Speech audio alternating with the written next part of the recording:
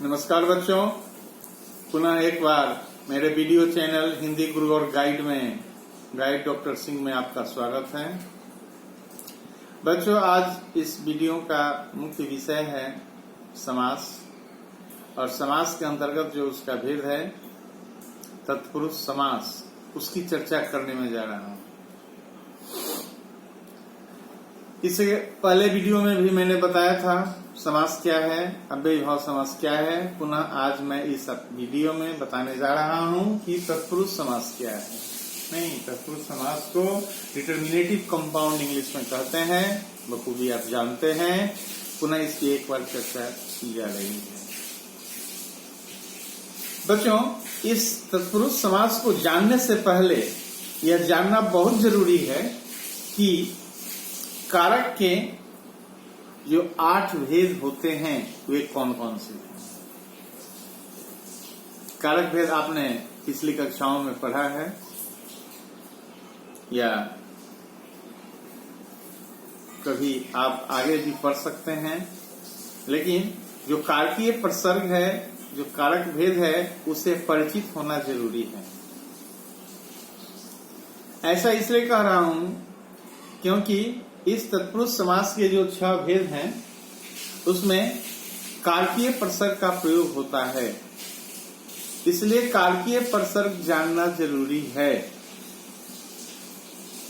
जैसा कि आप जानते हैं बच्चों कि कारक के 8 भेद होते हैं। प्रसर्ग यानी विभक्ति, बखूबी आपने ये शब्द सुना है, ये नाम सुना है, कोई उलझन नहीं होना चाहिए। कारक के 8 भेद होते हैं, ये भी आप जानते हैं। कर्ता, कर्म, करण, संप्रदान, आपादान, अधिकरण, संबंध और संबोधन। यहाँ कारक के जो 8 भेद होते हैं उसमें सबसे ऊपर का जो भेद है कर्ता, और सबसे जो अंत में है संबोधन, उसको छोड़कर बीच का जो 6 भेद है उस प्रसर्ग के साथ तत्पुरुष का नाम जुड़ जाता है। और इस तरह देखा जाए तो तत्पुरुष समास के 6 भेद हो जाते हैं। तो इस कड़ी में ये समझने से पहले, यानी तत्पुरुष समास समझने से पहले ये जानना आवश्यक है हमारे लिए बच्चों कि कारकीय प्रसर्ग क्या है इनका। क्योंकि जब तक हम कारकीय प्रसर्ग को भली भांति नहीं समझेंगे, फिर उन विभक्तियों का लोप कैसे हो रहा है, पुनः विभक्तियां कैसे आ रही हैं, ये समझने में थोड़ी परेशानी हो सकती है। तो आइए बच्चों, हम इस बात की चर्चा क्रमानुसार करते हैं। मैंने तत्पुरुष समास की परिभाषा बताई है कि तत्पुरुष समास में उत्तर पद प्रधान होता है। बखूबी आप जानते हैं बच्चों कि समस्त पद में 2 पद होता है, एक पूर्व पद होता है, दूसरा उत्तर पद होता है। जैसा कि मैंने बताया था अव्ययी भाव समास में कि उसमें पूर्व पद की प्रधानता होती है और पूर्व पद अव्यय होता है। यहाँ मैं बता रहा हूं कि इसमें उत्तर पद की प्रधानता होती है, यानी पूर्व पद गौण हो जाता है, उत्तर पद प्रधान हो जाता है। 2 पद हैं, पूर्व पद और उत्तर पद, इसमें कोई उलझन नहीं है आपके लिए बच्चों। और यहाँ पुनः मैं बताने का प्रयास कर रहा हूँ क्योंकि इसमें जो उत्तर पद होता है वही प्रधान होता है, न कि पूर्व पद। जाहिर सी बात है कि जब उत्तर पद प्रधान हो जाता है तो पूर्व पद गौण हो जाता है, कोई उलझन नहीं है, बखूबी आप समझ सकते हैं। तो तत्पुरुष समास में उत्तर पद प्रधान होता है और पूर्व पद गौण होता है, तथा इसकी रचना में समस्त पदों के बीच में आने वाले प्रसर्गों का के पर का लोप हो जाता है। अर्थात जब समस्त पद का निर्माण होता है तो बीच में जो कारकीय प्रसर्ग आता है वह लुप्त हो जाता है। ये प्रसर्ग समास विग्रह में देखे जाते हैं, समस्त पद में नहीं देखे जाते हैं। बावजूद इसके हमें इस बात को भली भांति याद रखना है कि कारकीय प्रसर्ग क्या है, कैसे उसे हम जानेंगे, कैसे पहचानेंगे। हमारे पास ऐसी सजगता होनी ही चाहिए। एक उदाहरण देखा जाए बच्चों, पूजा घर। पूजा घर समस्त पद है, जिसमें पूजा पूर्व पद है, घर उत्तर पद है। लेकिन इस समस्त पद में जो उत्तर पद है उसी की प्रधानता है। पूजा घर, विग्रह होगा पूजा का घर, घर की प्रधानता है। तो बखूबी जो परिभाषा है उसे हम इस उदाहरण के माध्यम से समझ गए कि पूर्व पद क्या है, उत्तर पद क्या है और किस तरह उत्तर पद की प्रधानता दिख रही है, पूर्व पद गौण हो जा रहा है। और जब समस्त पद बन रहा है उसमें विभक्ति का लोप हो जा रहा है और ये विभक्तियां विग्रह में देखी जा रही है। और इसी विभक्ति के आधार पर हम तत्पुरुष के भेदों का निर्धारण करते हैं। बहुत ही मुख्य बात है बच्चों कि तत्पुरुष समास में विभक्तियों को याद रखना, कारकीय प्रसर्ग को याद रखना क्यों जरूरी है? क्योंकि इसी के आधार पर समास के जो 6 भेद हैं उनका निर्धारण होता है। जब तक आप भली भांति कारकीय प्रसर्ग से परिचित नहीं हैं, इन विभक्तियों से परिचित नहीं हैं, तब तक आप इन भेदों का वर्गीकरण सही तरीके से नहीं कर पाएंगे। कहीं न कहीं परेशानी जरूर होगी। इस परेशानी से बचने के लिए यह ज्यादा जरूरी है कि आप पुनः एक बार कारक का अध्ययन कर लें। यदि आप तत्पुरुष समास को ठीक से समझने का प्रयास करेंगे तो इसके लिए कारक का अध्ययन जरूरी है। क्योंकि कारक की चर्चा यहाँ पर इसलिए नहीं की जा रही है क्योंकि फिर तब आपका ध्यान तत्पुरुष समास से विचलित हो जाएगा, परंतु आपकी जानकारी के लिए आप भली बात इसे समझें, आप कारक को जरूर पढ़ेंगे, कारकीय प्रसर्ग को जरूर याद रखेंगे, उसे पहचानने के तरकीबों पर ध्यान देंगे, तभी भली भांति आप तत्पुरुष समास को समझ पाएंगे। कोई परेशानी नहीं हुई आपको, क्योंकि समास समझना बहुत ही आसान है बच्चों। तो चले देखा जाए एक एक करके कि तत्पुरुष समास के आखिर ये जो भेद हैं वे कौन कौन से हैं और उनका प्रसर्ग क्या है, उससे जुड़े समस्त पद क्या है और उसका विग्रह क्या है। तब हमें यह समझना बहुत ही हमारे लिए सरल हो जाएगा कि आखिर तत्पुरुष के जो भेद हैं कौन से हैं। जब परीक्षा में ऐसे प्रश्न आएंगे तो उनका हम सही उत्तर लिख पाएंगे। तो यहाँ पर मैंने 6 भेदों की चर्चा की है तत्पुरुष के। कर्म तत्पुरुष, करण तत्पुरुष, संप्रदान तत्पुरुष, अपादान तत्पुरुष, संबंध तत्पुरुष, अधिकरण तत्पुरुष। कारक के जो 8 भेद होते हैं उसमें जो 6 भेद है बीच का तत्पुरुष के साथ जुड़ता है और इन्हीं भेदों के साथ तत्पुरुष का नाम लिया जाता है और इस तरह तत्पुरुष समास के 6 भेद निर्धारित किए जाते हैं, जिसके लिए उनके प्रसर्गों को याद रखना बहुत जरूरी है। अन्यथा हम भली भांति नहीं समझ पाएंगे कि आखिर तत्पुरुष समास का कौन सा भेद हो सकता है और क्यों हो सकता है।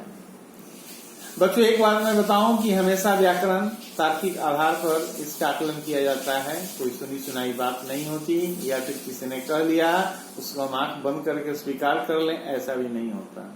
हर पहलू का अपना तार्किक आधार है, व्याकरणिक आधार है, मौलिक आधार है। उसी पर इस बात की समीक्षा की जाती है कि आखिर वह कौन सा भेद हो सकता है। तो यहाँ सबसे पहले हम कर्म तत्पुरुष की चर्चा करेंगे। कर्म तत्पुरुष का जो प्रसर्ग है वह है को। जैसे मैंने बताया था कर्ता ने कर्म को, तत्पुरुष के साथ जुड़ गया नहीं तो कर्म तत्पुरुष हो गया, इसका प्रसर्ग है को। यहाँ एक उदाहरण है ज्ञान प्राप्त। ज्ञान प्राप्त समस्त पद है नहीं, जिसका विग्रह होगा ज्ञान को प्राप्त। देखा जाए यहाँ पर जो को प्रसर्ग है लुप्त हो गया है, लेकिन पुनः जब विग्रह हो रहा है तो उसमें उपस्थित हो जाता है। और इस तरह जैसे ही हम विग्रह करेंगे ज्ञान को प्राप्त, फिर पूछा जाएगा कि कौन सा भेद होगा, कौन सा वर्गीकरण होगा, हमें कहने में कोई परेशानी नहीं होगी कि कर्म तत्पुरुष होगा। क्यों होगा? क्योंकि यहाँ पर को प्रसर्ग मौजूद है। बच्चों इसीलिए मैंने कहा था कि आपको कारकीय प्रसर्ग याद रखना बहुत जरूरी है, तभी भली भांति आप निर्धारित कर पाएंगे कि तत्पुरुष समास का कौन सा भेद है, कोई भी समझ पर। दूसरा भेद है बच्चों करण तत्पुरुष। करण तत्पुरुष का जो प्रसर्ग होता है से के द्वारा, जैसे कि यहाँ समस्त है भयाकुल, और ये समस्त का जो विग्रह है भय से आकुल। यहां भी आप देख रहे हैं कि यहाँ पर प्रसर्ग नहीं है, लेकिन प्रसर्ग यहाँ पर साफ दिख रहा है, भय से आकुल। से का प्रयोग हो रहा है और से प्रसर्ग करण तत्पुरुष का है, करण कारक का है, इसलिए इसे हम करण तत्पुरुष ही कहेंगे। क्योंकि यदि इस तरह का प्रसंग नहीं होता तो फिर ऐसा हम नहीं कहते, लेकिन से है यहाँ पर, इसलिए इसे करण तत्पुरुष ही कहा जाएगा, दूसरा कुछ नहीं कहा जाएगा। तीसरा भेद है बच्चों संप्रदान तत्पुरुष। और संप्रदान कारक का जो प्रसर्ग होता है वह है को के लिए। जैसे मैंने एक समस्त पद दिया है देश प्रेम, देश के लिए प्रेम। किसी देश प्रेम का भाव होता है, देश के लिए प्रेम। यहाँ पर देखा जाए बच्चों, ये जो प्रसर्ग है इसका प्रयोग वहां पर साफ दिख रहा है, इसलिए देश के लिए प्रेम, इस विग्रह को हम संप्रदान तत्पुरुष के अंतर्गत लिखेंगे, क्योंकि के लिए संप्रदान का कारकीय प्रसर्ग साफ है बच्चों। जिस तरह का कारकीय प्रसर्ग भेद उसी तरह का होना चाहिए, होगा, कोई उलझन नहीं है, बिल्कुल साफ है, स्पष्ट है, सहज भी है, सरल भी है, कोई परेशानी नहीं होगी। क्योंकि मेरा उद्देश्य है आप तक सही जानकारी पहुंचाना, ताकि आप इससे लाभान्वित हो सकें। इस उम्मीद के साथ आप मेरे वीडियो चैनल को देखेंगे, देखते हैं, और आने वाले समय में भी मेरे चैनल पर आप बने रहेंगे, आप मेरे सब्सक्राइबर बने रहेंगे, ताकि आप तक नई नई जानकारी मैं सहजतापूर्वक पहुंचाता रहूंगा। अगला भेद है बच्चों अपादान तत्पुरुष। इसका भी चिन्ह है से। अपादान में अलगाव का बोध होता है। जैसे यहाँ पर जीवन मुक्त समस्त पद है, जिसका विग्रह हुआ जीवन से मुक्त।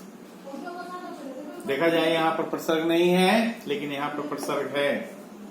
चूंकि यहाँ पर अलगाव का बोध हो रहा है, इसलिए आपादान तत्पुरुष ही होगा, दूसरा कुछ नहीं। अगला भेद है बच्चों संबंध तत्पुरुष। संबंध का जो कारकीय प्रसर्ग है वह है काके की।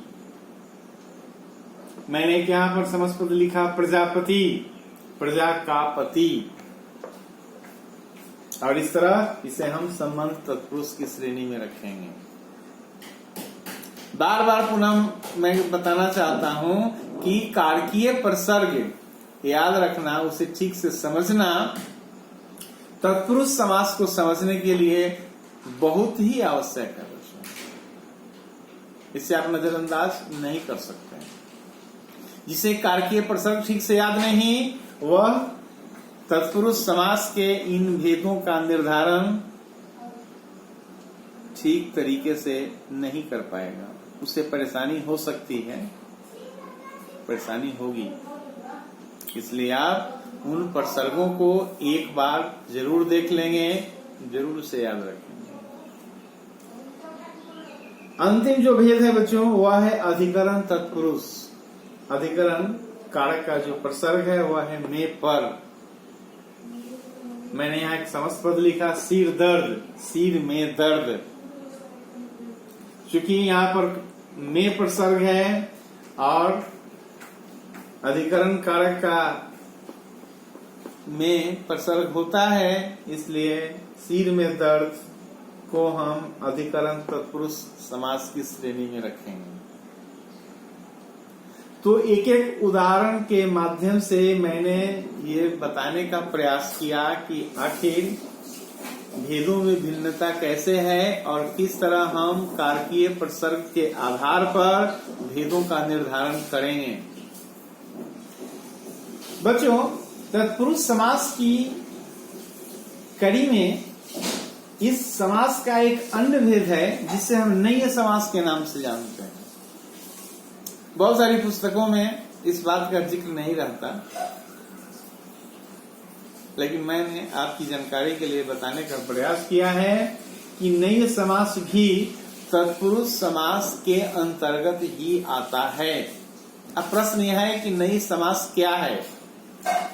नैय समास जिस समास का पहला पद नकारात्मक हो, निगेटिव, या अभावात्मक, अभाव कमी हो, उसे नैय समास कहते हैं। बिल्कुल साधारण सी बात है।